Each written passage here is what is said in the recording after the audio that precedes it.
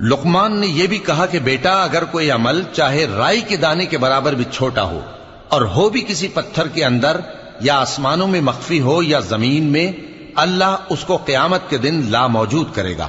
کچھ شک نہیں کہ اللہ باریک بین ہے، خبردار ہے۔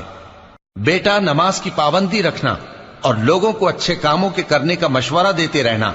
بری باتوں سے منع کرتے رہنا، اور جو مصیبت تجھ پر واقع ہو اس پر صبر کرنا، بے شک یہ بڑی ہمت کے کام ہیں۔ اور تکبر کرتے ہوئے لوگوں کے سامنے گال نہ پھلانا اور زمین میں اکڑ کر نہ چلنا، اس لیے کہ اللہ کسی اترانے والے شیخی خورے کو پسند نہیں کرتا۔